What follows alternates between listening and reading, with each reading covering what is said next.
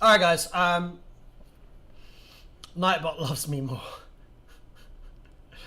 Okay, guys. So for the next couple of minutes, we're going to be watching this video. It was brought to my attention by one of my viewers and followers and actual mods in my Discord.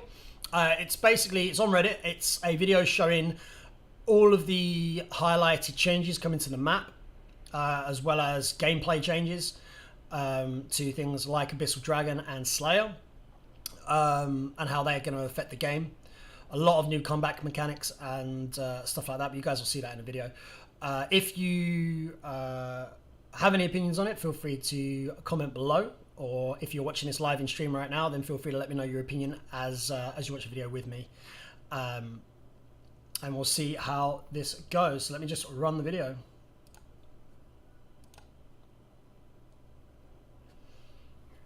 Helps if I mute it. Of AOV will see massive changes to the Antaris battlefield. Well, first Not of all, only have we designed new creatures and gameplay mechanics, that's safe to say, but the look of old buildings and creatures on the map have also been updated. Okay. So AOV 2.0. The Horizon Valley was the site of a great battle between humans and ancient elves. Fortifications built by the humans and the elves. I don't know if that's a change to lore with the humans versus elves thing, or whether that's actually been the case. Ghosts of fallen soldiers rushing to attack the enemy base whenever the war horn sounds. Rip minions, now you are all squatty dudes. Countless strange and exotic beasts roam the jungle over thousands of years. Oh, dude. The sage Okay, golem and how do they see? golem They don't have eyes. are extremely valuable prey. Heroes so far it looks these pretty, but it looks gain a temporary it's very League-like in their battle capabilities. Especially that kind of wait, that dude, like that dude holding the stone statue, that thing was very League. Symbol of death. Heroes who receive the Spirit Sentinel's blessing gain faster movement speed and increased HP regeneration. Okay, so far Spirit Sentinel is the basically the same. Was once the protector of the Horizon Valley until darkness transformed it into the Abyssal Dragon. As more they haven't changed the names of this. That makes it easier for me to cast. With its body, it further evolves into the enraged Abyssal Dragon. Defeating the Abyssal Dragon only grants EXP and gold, meaning it has limited use in the late game. Okay. In this new version, the Abyssal Dragon evolves into an enraged Abyssal Dragon 10 minutes after we killed him the 3 match times in the begins. first 10 minutes A and now team he's that pissed off, defeats so now he's an enraged. Abyssal Dragon will receive a powerful buff that grants different effects depending on a hero's class. Okay. In addition, the Abyssal Stone that the enraged Abyssal Dragon drops upon its death allows for immunity against fatal damage one time while it's in effect. All heroes on the battlefield can fight for this item, regardless of which team defeats so the put that on a enraged team Abyssal with Dragon. Ancestral and his ultimate up. That'll be hilarious. The Dark Slayer is the overlord of Horizon Okay, Valley. he looks fucking awesome. Sealed Sorry, within it its does. body is the Drake. It looks really Dexter, cool. the current protector of Horizon Spawn Valley. animation, yeah, the If heroes spawn animation's defeat pretty the Dark awesome. Slayer, not only do they obtain its strength, but they This doesn't make also sense to me. awaken the Drake. Why do you get a dragon for killing the Drake Abyssal has Slayer? an even larger attack Wouldn't it make range more than sense to kill the ours, dragon and get a it dragon? also strengthens nearby ally minions. Every time the Drake attacks a tower, it inflicts counter damage. This is on going to take a lot of itself. balancing. The Drake will fly away once its HP is exhausted. If your opponent managed to summon a Drake, you should engage them and do your best to exhaust the Drake's HP before they damage your towers. A team that defeats an enraged Abyssal Dragon I've seen these or Dark mechanics before Slayer in will League. suffer This the is Abyssal very Curse, League, which lowers their damage towards enraged Abyssal Dragons and Dark Slayers. Players will have to make strategic decisions on whether to defeat the Dark Slayer or the enraged Abyssal Dragon. There's no one alive who can resist the allure of the Antaris battlefield. New legends are waiting to be created on the Antaris battlefield. Welcome to a... Okay, cool, right. So, first impressions. Well, it's definitely prettier. Graphically speaking, it's definitely prettier. It does, despite all the comments that AOV's had over the years about it being very similar to League of Legends, it's now become exactly like League of Legends. I like what they're trying to do with the elements of comeback mechanics and trying to eliminate the idea of snowballing, or people snowballing as hard, with things like the Enraged Abyssal Dragon, for example. So now if you get early gold with the early Abyssal Dragons, that's great. But if you can get an Enraged Abyssal Dragon and you're the opposing team, you're going to pull back into the game a lot better. The Drake helping is kind of like Lord in MLBB. I don't know Lord in MLBB, but you do have, I can't remember the name of it right now, but there is a creature basically in the place of where our Sentinel is in League of Legends, that if you kill, you can throw it down lane. There's also something similar in a lot of other MOBAs as well. There was in Strife, rest in peace Strife, a very similar creature. And there is in Omnoji, Omnioji, I don't know how to pronounce it, Omnoji as well. So Omnoji Arena. So that's a mechanic that's fairly popular in a lot of MOBAs. So I can see why they've brought that in.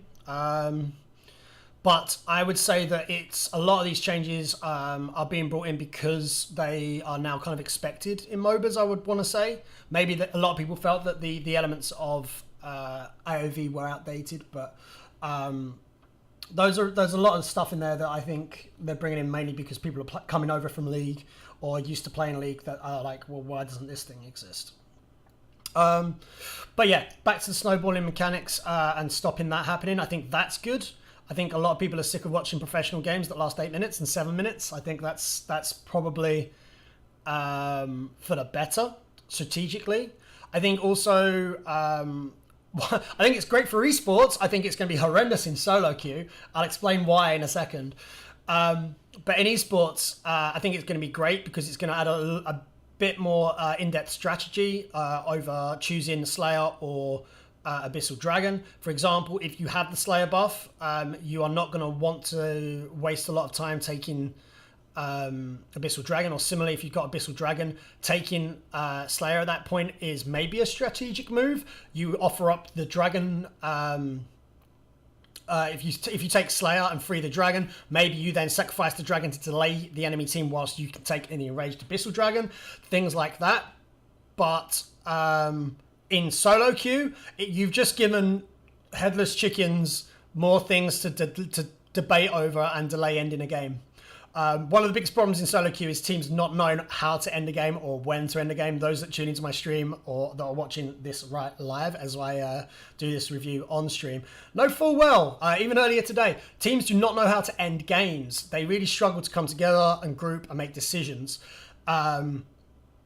This is just going to add 15 different layers of herding cats and trying to get your team to actually end a freaking game.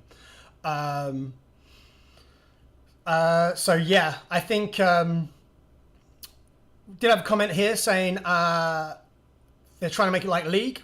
The Drake should spawn on where the Dark Slayer is before the Dark Slayer. Later in the game, the Drake is replaced by the Dark Slayer. Okay, so that's a potential idea, and I think that again is kind of something that we've seen in other MOBAs. But yeah, I think it's going to be difficult to see how this will affect. The balancing is going to have to be really spot on, because people taking a Slayer buff right now, normally if you've got Slayer buff and a decent wave, provided you're not up against something like a Praetor, you're probably going to be able to push. If you've got an ADC on your team, you're going to be able to take a tower. You're going to be able to take a high ground tower easily with Slayer buff. With a Dragon as well, you're going to have to find a balance there, because otherwise the meta's going to shift to a very attack-heavy, high damage meta, where you've got double ADC and things like that occurring, because they will just hide behind that Dragon after Slayer buff, demolish towers, and kill the base in like that. And that will have the opposite effect of snowballing. So the balance between the stats given to heroes from both the Slayer buff and the Enraged Abyssal Dragon buff, which I'm actually curious to hear about. They haven't said exactly what those buffs are. They just said they're specific to the class of the hero you're playing. But It'd be interesting to see what those are, because obviously a lot of heroes are played in multiple different roles as well. Like, you know, if you're playing, say, a Bolden solo lane, do you get a solo lane warrior style buff, or do you get a heal, mana, restoration, shield your teammate buff, which is still handy, but, you know, it depends on what you're playing. But yeah, no, I think it looks pretty. I think there's going to be a lot of problems early. I don't know when this is actually coming to EU and NA. Obviously, this was a greener video. So this is the SEA region, I imagine, or one of the Asian regions. I did read a comment saying that there is apparently an Asian Cup or Invitational, some sort of championship happening on the 26th of August, later this month, and that it's likely to occur either before that, with enough time for people to adapt, or later. I would suggest that it will probably happen after that, but that's not 100%. I would say normally if there's a championship, they prefer to implement big changes after those championships to allow people to then adapt to the meta before the next round. I don't think that if they brought this in tomorrow, that's still enough time for professional teams to adapt to the changes to the map in order to have decent games and substantially know what they're doing. Lindis and Violet behind a Drake, Rip Towers. Yeah, I mean that's what will happen. Potentially, I think that the balancing is going to be. It's going to be difficult. It's going to be difficult, and I think in higher tiers, bans will shift significantly towards. I mean, to be fair, if you look at the bans already, things like Lindis, things like Rourke are already high ban priority. They're not going to be going anywhere if with this meta, because it does highlight and does encourage a much more objective focused game, which is how the game should be played, but it often isn't. But I don't know if it's still going to be enough for people in solo queue, in platinum, in gold, to have the intelligence to actually play the game as an objective focused game as it should be played. I think it's just going to give more things to people that don't know how to play in the game properly to definitely not play the game properly. So I think that could be a problem. Overall, very pretty. Could be problematic with balance changes. Very, very League of Legends. Much more in line with a lot of modern MOBAs though. Maybe it will draw in a lot more viewership and new players, new blood, fresh blood. That could be a good thing. It could be a bad thing. Again, we'll see how that plays out. But overall, my opinions are: it looks pretty. We'll wait and see, because I'm a little bit skeptical. I think it could be great. I think what they're trying to do is great, and I think for the esports scene and competitive scene, it's going to be amazing.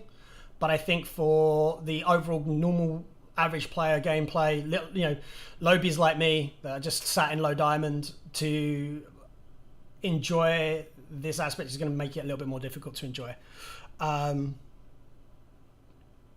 yeah, that's my opinion, guys. If you've got an opinion on the map changes that I've not expressed today, or something I've said that you agree with, please leave it in the comments below. If you've enjoyed this video and want to see more in future, please subscribe and throw a thumbs up and let me know that you enjoyed it. And I will see you guys in the next video, or feel free to catch me on stream. Thanks very much, guys. Peace out, rock on, and as always, be excellent to each other.